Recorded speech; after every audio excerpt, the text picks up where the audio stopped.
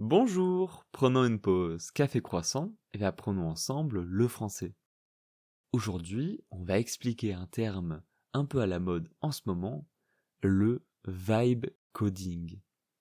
Alors, qu'est-ce que c'est que le vibe coding? En fait, c'est une manière de coder, donc de programmer, avec l'IA. Le développeur, il va décrire ce qu'il veut, et l'IA, elle va générer le code selon ses instructions.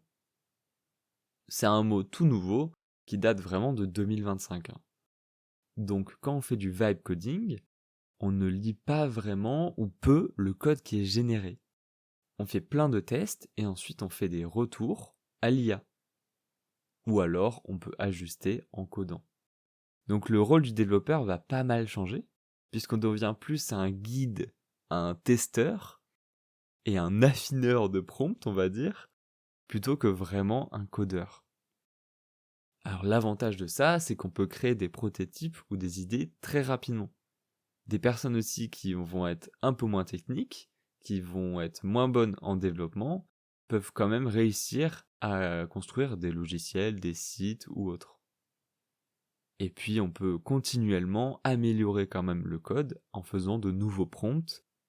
Mais le problème, souvent, c'est que le code qui est généré va être des fois un peu illisible ou surtout vulnérable. Il va y avoir pas mal de soucis de cybersécurité.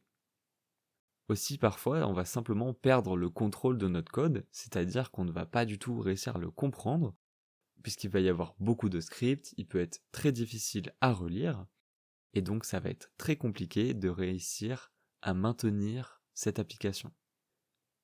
Donc, en pratique, qu'est-ce que ça donne? Un développeur qui va code, il va par exemple écrire créer un formulaire d'inscription avec nom, email, mot de passe. Et l'IA va générer le code. Et ensuite, si le résultat n'est pas parfait, on va alors redire à l'IA, ajoute une validation d'email, corrige ce style-là, etc. Et donc c'est un échange continu avec l'IA. Mais là récemment, il y a plein de failles qui se sont montrées un peu au monde. C'est-à-dire que beaucoup de gens ont codé des sites ou des applications avec ce système-là, mais ces gens-là n'étaient pas forcément des développeurs ou alors n'ont simplement pas relu le code. Et donc, c'est retrouvé sur Internet des mots de passe, on va dire, directement dans le code du site.